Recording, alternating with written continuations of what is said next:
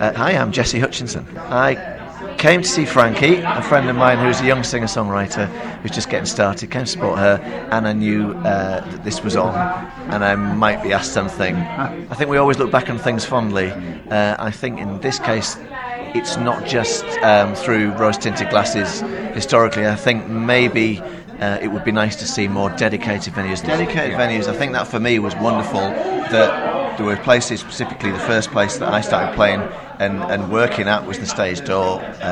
Paul Toole, the landlord, sat over there, and what a fantastic place to sort of get started in. And I think the nature of having a separate room is absolutely crucial, and I still think that's the thing. And there's something about walking through, paying your money, getting your hand stamped, that makes you invested in that evening. And what I remember distinctly was that from both being an audience member and being a band member was the sort of build up to it all, and there was a real sense of occasion, which I don't see as often now, because it tends to be something that people drift in and out of and that's in the background.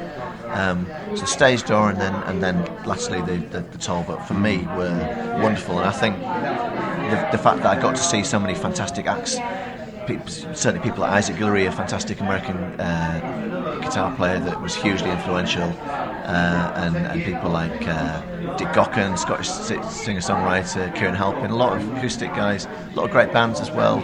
But a really healthy scene and lifestyle and point of view, and I mean, maybe that's going on today. I know there's rooms for me would be the thing, and both parties are invested. The audience is there.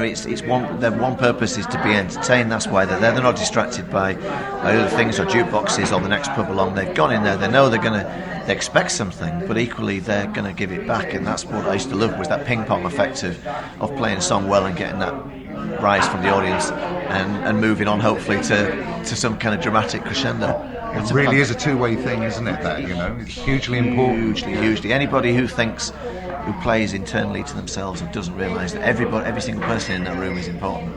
I mean, I don't have many stories, but I remember a few kind of lovely visions that will be snapshot in my mind. I can remember I was part of a band called Pepperland that was really popular, sort of late 80s, some really good musicians in that band, and there was one particular song that I'd written, and it had the chorus which was just a banal kind of ba-na-na-na-na, and played it one week to a full house, and the start of the song, all of a sudden there's these inflatable bananas appear, about a dozen of these things bouncing over the rooftop between us, which was lovely. I mean, that was my resounding thing, was how lovely that was, that somebody had gone to trouble to make that joke of the Banana song. It became the Banana song. And little things like that, But it's all because of the people, isn't it? Absolutely. It wouldn't have happened otherwise. And it was a mutual thing, and it's still my experience today that the best nights and from residence is the best thing you could possibly do is everybody's is important, and it becomes a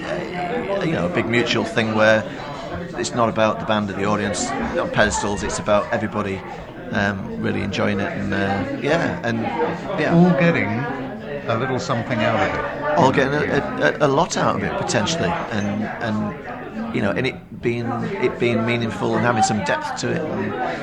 And, Picture yourself at a gig. What gig would it have been? I'm going to say Isaac Guillory. I mentioned him before. He died maybe about 10 years ago, and he was probably in his early 40s when I first saw him, and they were transfixing gigs. He was amazing. It's funny, I didn't realise how influential he was until last year when I saw the video of him on YouTube. It's the first time I'd seen him in sort of 15 years, and I think everything about those nights, it was packed, but it was still, and he was one guy with this amazing expansive sound, and it felt like the real thing. It was the real thing. It was as important as seeing Bob Dylan or whatever, or from a different angle. He was a stunning guitar player, a lovely man, passionate, skillful in all the right ways, and I'd be amazed if you could see something like that as regularly as we saw it concerning the Stage Door and then the Talbot, where that kind of thing was almost a weekly event with the calibre of people and the way, the atmosphere, there was no trouble. I mean, again, there was no trouble in them days. It was off the beaten track. So the people who were there because they wanted to be, not because they'd found themselves by accident. And I think, again, that made a huge difference. There's an invisible connection, isn't there, between you and the audience? There is, and it's lasted years. It's lovely to still be playing in the town 20 years later, and still being able to see people like Andy who I haven't seen for a long, long time, and instantly have that connection. So.